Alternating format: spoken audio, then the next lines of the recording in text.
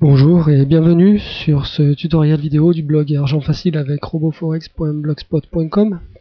Alors aujourd'hui notre tout premier indicateur sous MetaTrader 4. Donc nous allons créer un indicateur basé sur l'algorithme que nous avons vu juste avant pour l'initiation à la programmation MQL4. Nous allons démarrer MetaTrader 4 si ce n'est pas déjà fait. Allez-y. Cet indicateur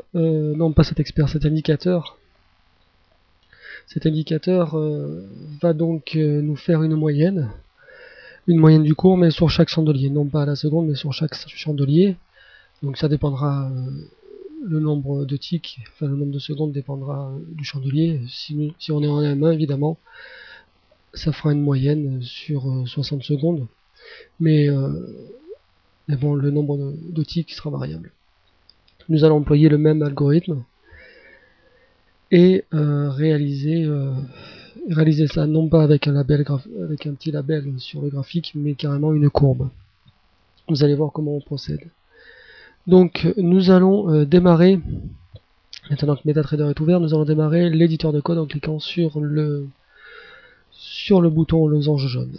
Voilà, l'éditeur démarre. Maintenant que l'éditeur a démarré, nous allons créer un nouveau indicateur personnalisé. Donc on clique sur le bouton à la croix verte, non plus Expert Advisor, mais Custom Indicator. On fait suivant. Nous allons rentrer donc le nom de cet indicateur qui va être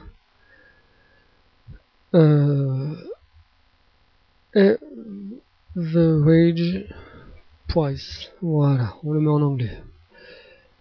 Ou on pourrait le mettre en français, ça serait pas un peu plus mal pour le distinguer des indicateurs fournis avec MetaTrader. Donc on va mettre prix moyen. Voilà. Prix moyen. Ou plutôt taux moyen parce que c'est le taux de change.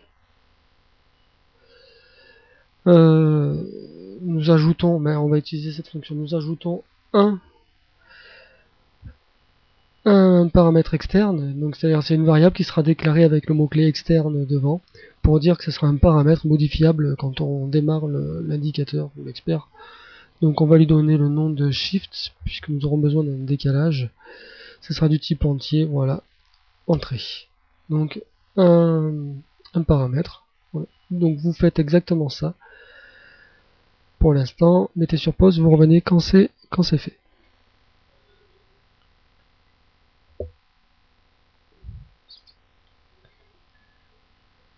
Donc maintenant vous avez indiqué au nom de l'indicateur taux moyen et vous avez mis le paramètre shift de type entier. On clique sur suivant. Donc notre indicateur, puisque là il y a des paramètres en plus à rentrer, notre indicateur ne sera pas dans une fenêtre séparée. Indicator in separate window, non, on le laisse dans la fenêtre principale du graphique. On ajoute une ligne, un signal, c'est-à-dire qu'à chaque index qu'on va ajouter, ce sera une courbe. La courbe pourra être sous différentes formes, mais ce sera une courbe ou un signal. Donc à chaque signal, il y aura une mémoire tampon dans laquelle il faudra mettre les valeurs de cette courbe. Ce sera un tableau. À chaque signal, il faudra associer une couleur. Donc j'ajoute un signal, je modifie la couleur, je vais mettre un truc plus marrant, aqua, voilà. Donc de type ligne, parce qu'on aurait pu mettre en histogramme, donc ça tracera des barres verticales, on aurait pu mettre en zigzag, en section, enfin, il y a différents différentes manières de tracer. Donc ici on veut juste tracer une courbe avec des lignes. Vous réalisez la même chose, vous mettez sur pause et vous revenez juste après.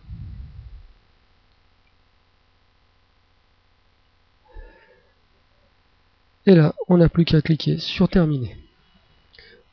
Voilà, on agrandit. Vous vous faites pareil, et je vous indiquerai après quand vous reviendrez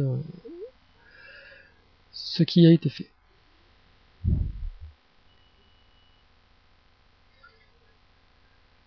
Donc maintenant, vous avez cliqué sur OK, agrandi tout ça, enfin sur terminer, pas sur OK. Et je vais vous expliquer un peu ce qui a été fait. Donc ici, nous avons dit que nous ne voulions pas le graphique dans une fenêtre séparée, donc il a mis que l'indicateur est dans la fenêtre du cours. Chart, c'est le graphique du cours. Donc dans la fenêtre du cours. On lui a demandé de mettre un seul index, c'est-à-dire un seul signal. Donc il a mis indicateur buffers ou 1. Donc la propriété, le nombre de buffers, c'est-à-dire les mémoires tampons, à 1. Si on en avait mis 2, il aurait mis 2. Comme il n'y a qu'un tampon, qu'un buffer, il n'y a qu'une couleur indiquée, indicateur color 1, à quoi? C'est ce qu'on avait indiqué. Ces trois lignes commencent par des dièses. C'est parce que ça ne fait pas partie du programme, c'est juste une indication pour le préprocesseur. Comme ça, MetaTrader saura qu'il faut préparer un buffer de la couleur à quoi et qu'il faudra le mettre dans la fenêtre du graphique principal. Ça ne fait pas partie du programme proprement dit. Ce sont des directives du préprocesseur pour dire qu'on a une propriété. Ça ne termine pas donc par des points virgules puisque ce ne sont pas, il n'y a pas de égal non plus. Ce ne sont pas du code MQL4. Donc le paramètre externe qu'on a demandé, il est indiqué ici, externe, ça veut dire que ce sera un paramètre modifiable quand on démarre l'expert ou l'indicateur. À chaque fois quand on le démarre, quand on glisse sur la fenêtre, il y a une fenêtre qui s'ouvre pour pouvoir paramétrer, et ça sera réglable là-dedans. On a oublié de mettre la valeur par défaut, donc je vais mettre égal 0. Voilà. Donc le shift, ce sera le décalage par rapport au chandelier en cours. S'il y a un décalage de 0, le shift qu'on calcule, ce sera sur le chandelier qui est en cours de réception. Donc les buffers, donc ça fait un peu beaucoup tout ça ce nom. On va mettre juste un petit B minuscule, buffer 1, on le supprime, il n'y en a qu'un seul, on s'en fout de la numérotation. Donc on déclare une variable, un tableau, puisqu'il y a les crochets, sans taille, puisqu'il n'y a rien à l'intérieur des crochets. C'est MetaTrader qui gérera la taille. Et on le déclare de type double, c'est-à-dire que ce seront des valeurs décimales, celles du cours, qui vont rentrer dans ce tableau. Voilà. Donc vous opérez ces petits changements, vous mettez Shift égale 0, et vous mettez juste un petit B minuscule à la place de tout ce qu'il y avait devant buffer. Et vous remplacez le B majuscule évidemment. Vous mettez sur pause, vous faites ça, et vous revenez juste après.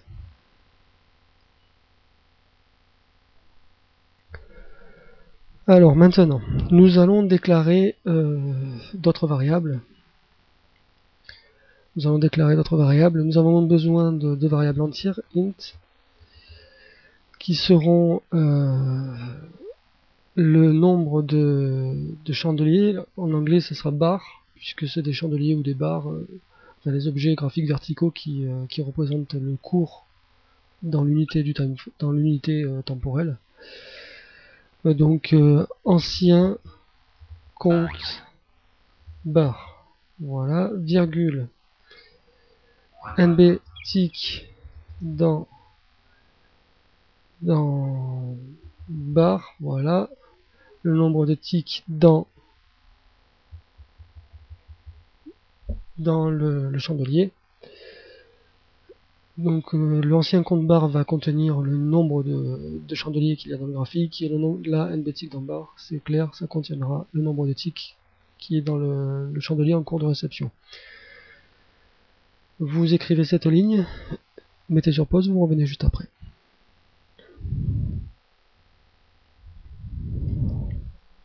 Nous avons besoin aussi, pour faire la moyenne, de la somme qui va cumuler tous les cours pour pouvoir faire la division après. Donc double somme cours. Voilà, point virgule. On fait une petite entrée pour espacer un peu. Donc, vous écrivez la même ligne, revenez juste après, mettez sur pause.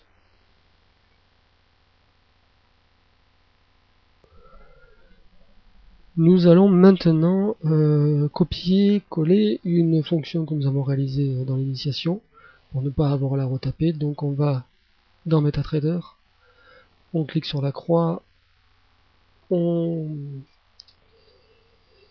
va cliquer sur moyenne par seconde 2, clic droit, on fait modifier. Donc dans les Expert Advisor du navigateur arborescent, on clique sur la croix pour dérouler, on clic droit sur le moyenne par seconde 2 pour le modification, en fait, pour l'ouvrir dans l'éditeur. Vous faites ça, revenez quand c'est fait. Mettez sur pause.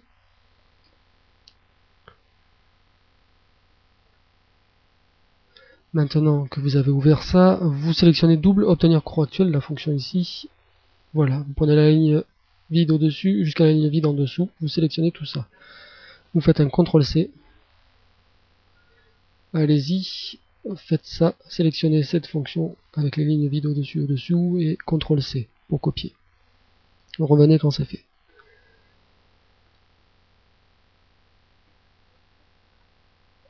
Donc maintenant que vous avez copié cette fonction, on peut fermer le fichier. Clic droit dessus, close, voilà. Ou vous pouviez cliquer ici pour le fermer. On va coller ça ici, CTRL V, voilà, c'est fait. Mettez sur pause, vous faites exactement la même chose.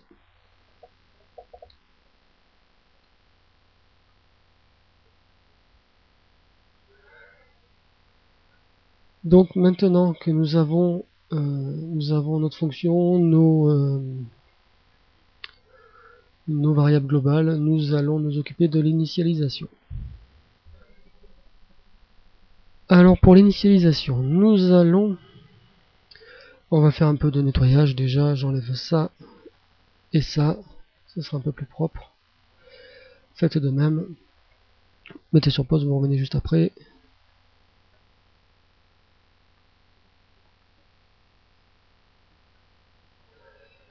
On va donc, pour l'initialisation, initialiser le nombre de barres dans le graphique pour savoir combien on en a dans l'historique. Donc, ancien compte barre égale indicator counted, voilà, voilà parenthèse, fermez la parenthèse, point virgule. Donc indicator counted nous fournit le nombre de barres. On aurait pu l'avoir avec la variable prédéfinie bar tout court, mais celui-là tient compte, ne renvoie que ceux qui n'ont pas été modifiés.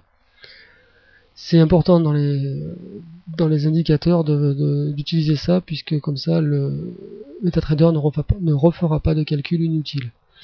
Dans le nôtre, ça ne nous servira pas grand chose, mais il faut prendre l'habitude de faire ça. Donc, pour avoir le nombre de barres, on fait indicator counted. Inscrivez la même ligne, mettez sur pause, vous revenez juste après. Maintenant qu'on a ça, on va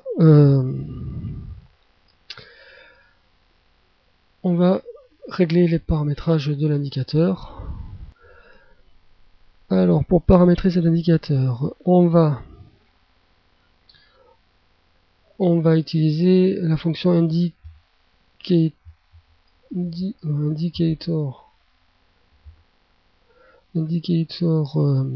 digit. Voilà, cette fonction là sert à fixer le nombre de décimales pour la précision des calculs. Ce nombre de décimales, ça va correspondre au nombre de décimales que le broker nous fournit pour la paire sur laquelle on a mis l'indicateur. Donc ça, c'est Market Info qui nous le fournit. Donc normalement, on devrait mettre le nombre de digits. On pourrait mettre, je sais pas, 5 comme ça, mais au lieu de le mettre fixe, on va prendre ce que le broker nous fournit. Donc Market Info, ouvrez la parenthèse, pour le symbole en cours, ouvrez la parenthèse, fermez la parenthèse, virgule. Qu'est-ce qu'on veut? Mode digit. Voilà. Fermez la parenthèse de indicateur digit, point virgule. Voilà. Vous mettez sur pause, vous écrivez la même ligne et vous revenez juste après. Ensuite, nous allons indiquer le nom court de l'indicateur, donc entrée indicator short name, voilà, ou à la parenthèse, et là on va lui mettre un nom.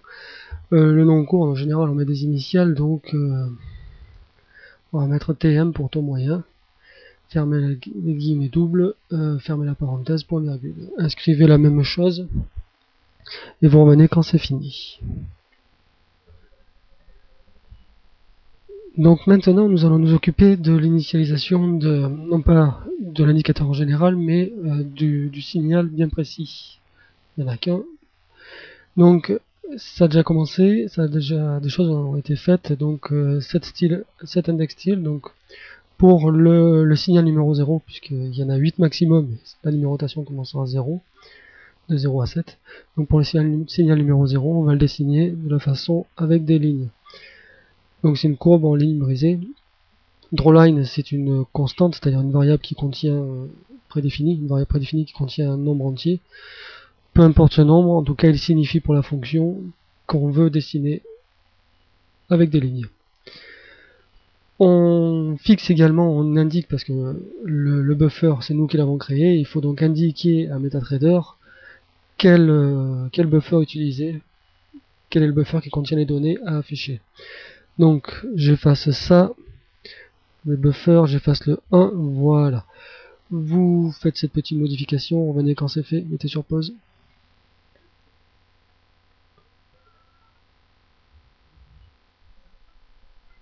Nous allons maintenant mettre deux fonctions supplémentaires, set index shift, voilà, voilà parenthèse. Donc on va lui indiquer le décalage pour le signal numéro 0, on lui indique le décalage, ce décalage il est contenu dans shift, ce qui a été déclaré plus haut, shift, voilà. Fermez la parenthèse, point virgule. Et on va même mettre set index draw begin, donc où est-ce qu'il commence à dessiner. Pour le signal numéro 0, il commence à dessiner à la position 0, c'est-à-dire dans le tableau, dans le buffer, le tableau qui sert de buffer, la case numéro 0, c'est le tout dernier, celui qui est en cours, celui qui est en cours de réception. Donc on commence à dessiner à partir d'ici. Donc on ferme la parenthèse, point virgule. Voilà. Vous écrivez ces deux lignes, mettez sur pause, vous revenez quand c'est fait.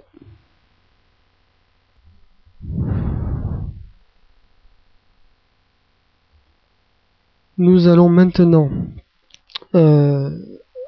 initialiser les compteurs, donc nb somme court égale 0.0, point virgule, et nb tick dans bar égale 0. Donc la somme qui va cumuler pour la moyenne, on l'initialise à 0 en décimale, et le nombre de ticks dans le bar à 0 évidemment. Et ce sera tout pour l'initialisation. Vous écrivez ces deux lignes, vous revenez quand c'est fini. Mettez sur pause. Donc maintenant, nous sautons la fonction des init. Je nettoie un peu ça, voilà. Je saute la fonction des init. Donc maintenant, nous allons faire la fonction start.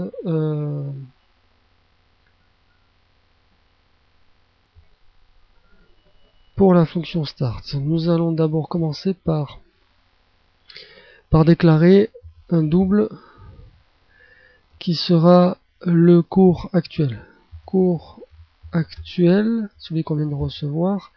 Et ça, c'est la fonction obtenir cours actuel qui nous le donne. Voilà. On déclare également double la moyenne, la variable qui va donc moyenne cours. La moyenne cours qui sera égale au cours actuel à l'initialisation. Pour mettre quelque chose, autant mettre le cours actuel. Voilà. Donc il ne faut pas la laisser vide, puisque si jamais on ne reçoit pas de tick dans le bar, il faut qu'il y ait quelque chose. Il faut vraiment quelque chose au minimum. Cette moyenne sera recalculée. C'est si jamais on saute des barres, donc ça, il faut faire attention à ça. Donc, vous écrivez ces deux lignes, mettez sur pause et vous revenez juste après.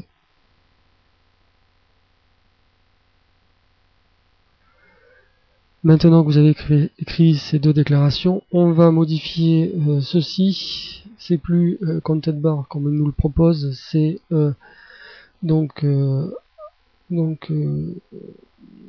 c'est la variable, je l'ai mis ici.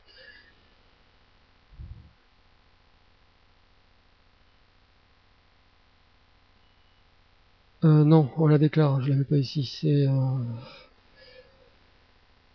donc cette variable c'est nb, on va dire que c'est nb bar, nombre de barres actuel égale indicator counted. Donc on comparera le nombre de barres actuelles avec le nombre de barres anciens qui a été enregistré précédemment. J'efface ceci, voilà. Vous mettez sur pause, vous faites pareil et vous revenez juste après.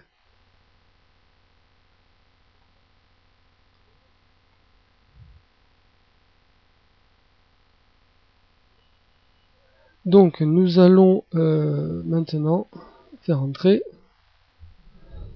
Nous allons comparer maintenant l'ancien avec l'actuel. Donc if nb bar actuel supérieur à ancien compte bar, fermez la parenthèse, on ouvre la collade, vous écrivez la même chose, vous revenez juste après. Donc maintenant, si le nombre de barres en cours est supérieur à l'ancien compte, c'est qu'on est passé dans le chandelier suivant. Donc il faut faire la moyenne. Donc entrée, tabulation pour augmenter l'indentation, et on fait la division pour la moyenne seulement si le diviseur est différent de 0. Donc if nb tick dans barre supérieur à 0, fermez la parenthèse, on ouvre la collade, et on fait moyenne cours égale somme cours divisé par nb tick dans barre. Voilà, point virgule, fermez la collade. Vous écrivez la même ligne, mettez sur pause et vous revenez juste après.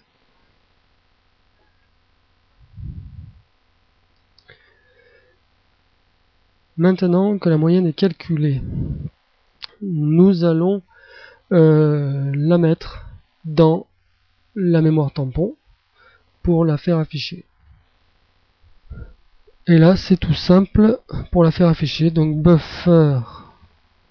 Et on la met dans la case numéro 1, pas la 0, puisque la 0, c'est le cours actuel, c'est-à-dire qu'on vient de changer de cours. Et là, on a calculé la moyenne sur le cours qui vient de se terminer.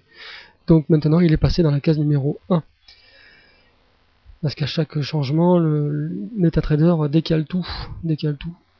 Donc dans la case numéro 1, on met la moyenne du cours. Voilà, pour dessiner, c'est aussi simple que ça. Vous mettez sur pause, vous inscrivez la même ligne et vous revenez juste après. Maintenant que vous avez mis la moyenne du cours dans le tampon, on n'a plus qu'à initialiser les paramètres pour le nouveau tick, pas par le nouveau tick, pour le nouveau chandelier qui commence. Donc somme cours égale 0.0, point virgule, nb tick dans barre égale 0, voilà, et il faut signaler que l'ancien compte barre c'est c'est l'actuel. Donc ancien compte barre égale nb barre actuel. point virgule. Vous inscrivez ces 3 lignes de réinitialisation et vous revenez quand c'est fait. Mettez sur pause.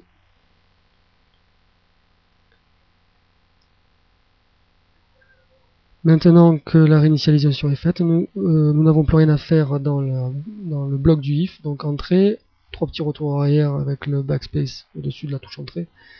Et on met la collade fermante. Entrée. Maintenant, que faut-il faire? On doit faire tout ce qu'il y a à faire à chaque tick qu'on reçoit.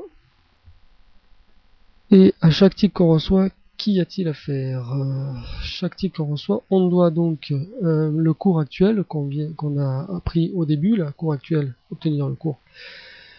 Eh bien, on va l'additionner à la somme. C'est pas plus compliqué que ça. On va l'additionner à la somme. Donc somme cours plus égal donc le cours actuel. Voilà, on l'additionne à la somme partielle. Et ensuite, il faut augmenter le nombre de ticks qu'on a mis à la somme. Donc nb tick dans bar plus plus, on l'augmente de 1. Inscrivez ces 2 lignes et mettez sur pause, vous revenez juste après.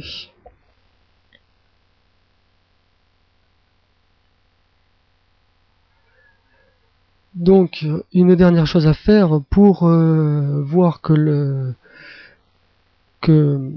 l'indicateur travaille en temps réel et pour le voir évoluer, on va mettre la moyenne partielle, c'est-à-dire la moyenne qui est en cours. Elle n'est pas finie, elle va converger vers la véritable moyenne du chandelier une fois que ce sera fini, mais pour l'instant on met la moyenne qu'on peut calculer dans la toute première case du tableau, dans la numéro 0, celle qui est en cours.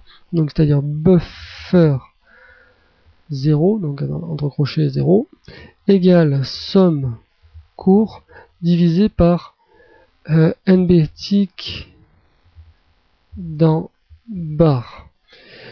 Point virgule. Oui, le nb tick dans bar ne peut pas être différent de 0 puisqu'on vient de l'augmenter de 1 juste avant et que on commence toujours à 0 ici et à l'initialisation on le met à 0. Donc forcément ici il sera au moins égal à 1 minimum. Donc on peut diviser sans craindre, sans problème. On n'a aucun test à faire. C'est sûr que nb tick dans bar vaudra au moins 1 minimum. Pas de souci pour diviser. Cette moyenne qu'on calcule là, ce n'est pas la moyenne définitive, mais c'est la moyenne qu'on est capable de calculer sur le moment pour le chandelier qu'on est en train de recevoir. Comme ça, on verra bouger, vous le constaterez, ça bougera, le graphique, le bout de la courbe évoluera au fur et à mesure qu'on recevra des ticks dans le chandelier. Donc maintenant, vous écrivez cette ligne, vous mettez sur pause et vous revenez juste après. L'indicateur est fini. Vous avez donc inscrit cette dernière moyenne non définitive qui va nous animer un peu l'indicateur. On enregistre et on compile. Unbalanced left parenthesis, donc il manque une parenthèse à la ligne 68, je suis à la 64. J'ai ouvert une parenthèse sans en refermer une, il faut rechercher ça. Où est-ce que j'ai ouvert une parenthèse sans en refermer une?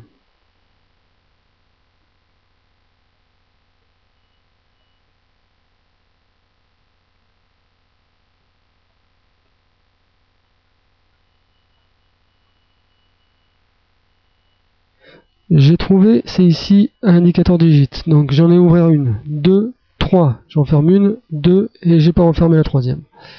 Donc je mets la parenthèse ici, faites pareil. Indicateur digit dans l'initialisation. Vous mettez la parenthèse qui manque, fermez. Voilà, enfin fermez, enregistrez, pas fermé. Je suis un peu fatigué. Et on recompile, donc 0 erreur, 0 warning. Faites de même. Mettez sur pause, vous revenez juste après. On peut donc maintenant, puisque vous avez 0 erreur, 0 warning, sinon vous mettez sur pause et vous constatez, pour comparer votre code avec le mien, il faut que vous ayez absolument plus rien. Voilà, vous comparez, et dès que vous avez 0 erreur, 0 warning, on peut basculer dans MetaTrader.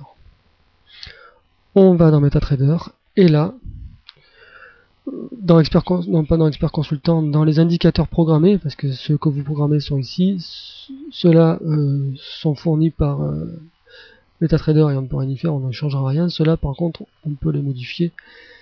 Donc, indicateur programmé, vous allez là-dedans, vous cliquez, vous allez rechercher le taux moyen ici, vous le glissez dessus. Moi, je ne le glisse pas dessus puisque il est déjà en cours pour que vous puissiez voir à quoi ça correspond. Remarquez bien le bout, normalement, il bouge. En tout cas, on le voit surtout bouger au début du chandelier. Je vais nettoyer un peu ça. Donc, lister les indicateurs. Moving average, je supprime. Moving average, je supprime. Voilà, comme ça, c'est un peu nettoyé. Voilà, j'ai mis, au lieu d'avoir les chandeliers ou les barres, j'ai mis le... Vous voyez, là, ici, on le voit, le petit bout bouge avec le cours, puisque la moyenne a fortement changé, étant donné que le cours a bien baissé en quelques secondes. C'est la toute dernière qui est en train d'être calculée, c'est grâce à la dernière ligne qu'on a inscrit. Donc chandelier ou barre, je l'ai mis en ligne pour que vous puissiez, pour alléger le cours. Voilà, et donc vous pouvez constater, c'est la moyenne du cours. Ici vous avez les clôtures du bid, donc c'est normal que ça se situe en dessous. Ici vous avez le cours réel estimé, mais moyen quand même. Sur à chaque angle de la ligne, de chaque brisure, vous avez une moyenne du cours. Vous constatez quand même que les clôtures sont un peu plus agitées que ce cours moyen. Vous pourrez le constater en général. C'est pas super flagrant, mais c'est un peu plus agité, comme vous pouvez le constater. Donc c'est un peu plus bruité. Nous avons un signal un peu meilleur ici. Donc je vous laisse le constater. Ça sera tout pour aujourd'hui et j'espère que vous avez bien appris, que ça vous a été profitable pour votre premier indicateur. À la prochaine et bonne journée.